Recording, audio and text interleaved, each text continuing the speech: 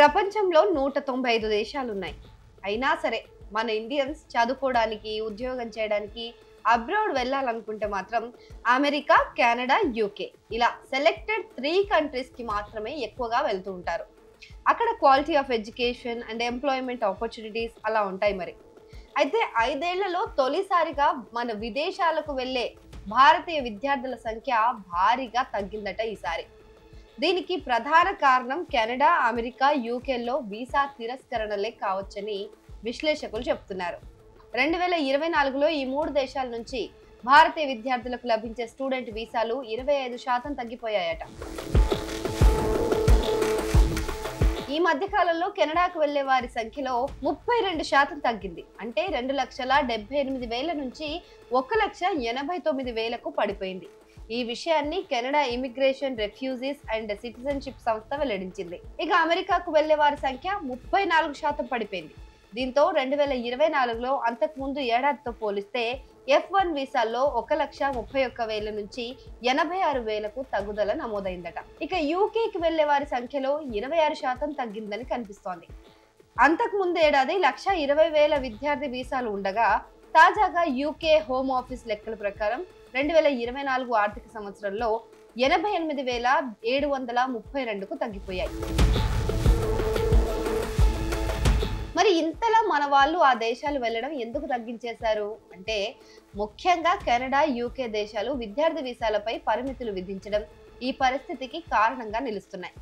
Canada, Bharat మధ్య ఉద్రిక్తతలు నెలకొనడం కూడా ఈ పరిస్థితికి తోడైంది. ముఖ్యంగా ఆ దేశంలో భారతీయ విద్యార్థులపైన పలు ఆంక్షలు విధించారు. స్టూడెంట్ డైరెక్ట్ స్ట్రీమ్ ప్రోగ్రామ్ను వేగవంతం చేసింది. దీంతో పాటు తమ దేశంలో తాత్కాలికంగా నివసించే విదేశీయుల సంఖ్యను 2026 నాటికి 5% తగ్గించాలన్న నిర్ణయం ప్రభావం కూడా ఉంటుంది. విదేశీ విద్యార్థుల సంఖ్య భారీగా ఉండటంతో గృహ, ఆరోగ్య, ఇతర ప్రజా సేవలకు భారంగా మారుతుంది అన్న సాకును కూడా కెనడా చెప్తోంది. భారతీయ విద్యార్థులకు కేటాయించే స్టడీ పర్మిట్లను 32% తగ్గించింది. అదే సమయంలో చైనీయులకు కేవలం 3%కి కుదించింది.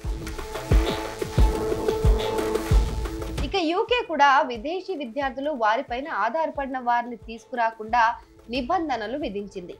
ఈ కారణంగా ఆ దేశానికి వీసా దరఖాస్తు చేసే వారి సంఖ్య చాలా తగ్గిపోయింది. వాస్తవానికి కోవిడ్ తర్వాత 2023 నుంచే భారతీయులకు విద్యార్థి వీసాలు ఇవ్వడం తగ్గించింది. ఆ ఏడాది 13% తగ్గుదల కనిపించింది. ఇక 2024లో అది 26%కి పరిమితమైంది. అయితే గత 10 ఏళ్లలో ఈ 3 దేశాల్లో మన భారతీయ విద్యార్థుల సంఖ్య అత్యంత వేగంగా పెరిగింది. ఒక దశలో చైనా విద్యార్థులను కూడా దాటేశారు మనోళ్ళు. 2015 నుంచి 23 మధ్య కెనడా వెళ్లే భారత విద్యార్థుల సంఖ్య 31,920 నుంచి 2,78,160కు చేరుకుంది. ఇదే కాలంలో యూకేకి వెళ్లే వారి సంఖ్య కూడా భారీగా పెరిగింది. 10,418 నుంచి 1,19,738కి చేరింది.